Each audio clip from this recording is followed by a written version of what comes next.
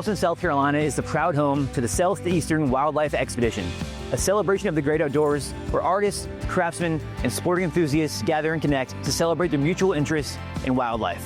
I'm Pat Gallant, your host of the American Dream, and today I'm excited to welcome you in to some of the heart behind this incredible festival, known locally as SEWE, where art, culture, and conservation collide.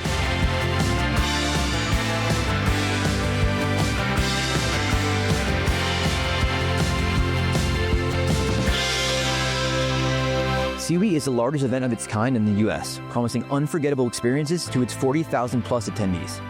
Since its inception in 1983, their mission to preserve the wild has been the foundation of the event and is woven through everything they celebrate here. Each experience is designed to entertain, educate, and inspire, highlighting the work of nearly 500 artists, exhibitors, and wildlife experts.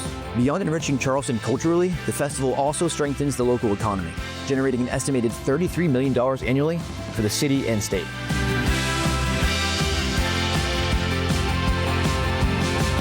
One of SEWE's standout experiences, and my personal favorite, is a Birds of Prey flight demonstration right here in Marion Square. Shortly, I'm gonna go behind the scenes with Stephen Schabel, the Vice President and Director for the Center of Birds of Prey right in Auwanda, South Carolina, to learn more about their mission and their conservation efforts.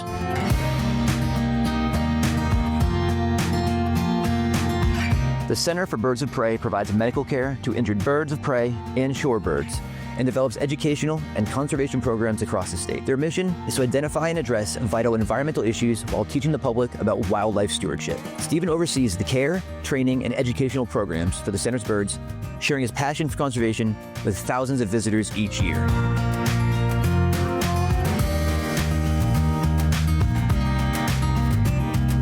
Stephen, thank you so much for joining us. Absolutely, thank you. You've got an action-packed weekend here at SEWE, and absolutely appreciate your time.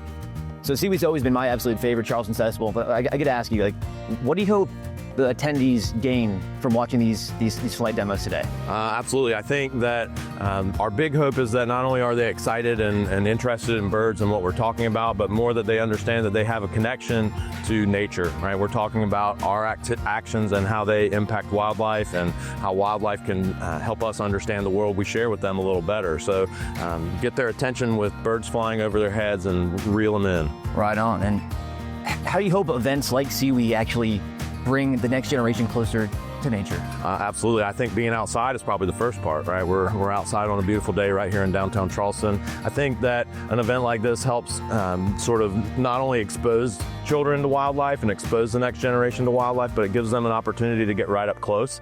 Usually we see birds every day. They're a part of life. But in these circumstances, we're inches away from them, and we can provide that opportunity to children of all ages. And that's an exciting opportunity, right? To be able to see all the detail and the feathers of this American kestrel, to be able to see an owl right up close. Those are things that don't happen normally to most people, at least, right? And so here at Southeastern Wildlife Expo, we can bring people right up close to wildlife. And one last question for you.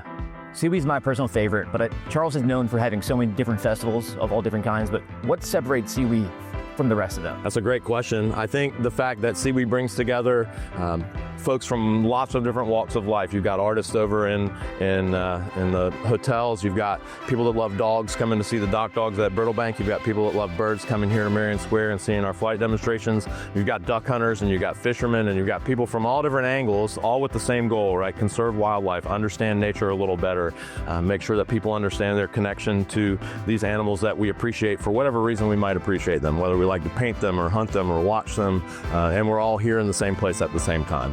Couldn't have said it better myself. Stephen, thank you so much. We look forward to watching you. Thank you. Shortly. All right.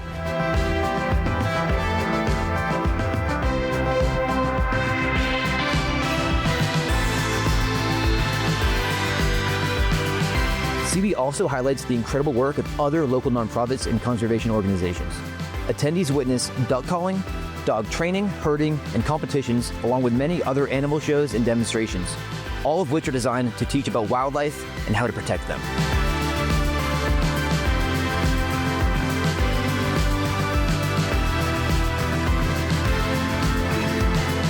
For the very first time, SEWE is welcoming the Turtle Survival Alliance exhibit. This hands-on display shows how conservationists care for these turtles, protect their nests, and educate the public about the challenges they face in the wild, including their nesting zones right here in the Low Country.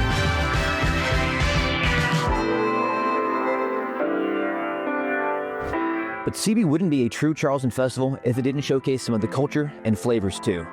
The festival features some of the state's top chefs and specialty foods, alongside art exhibits that capture the beauty of nature.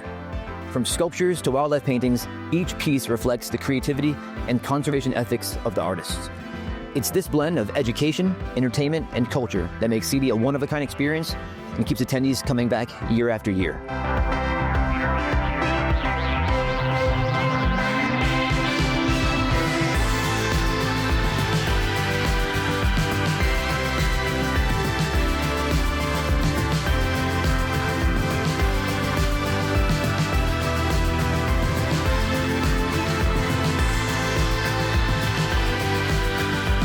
So whether you're drawn in by the animal interactions, the educational elements, or enjoying the fine art and cuisine and your finest safari attire, this event has a little bit of something for everybody.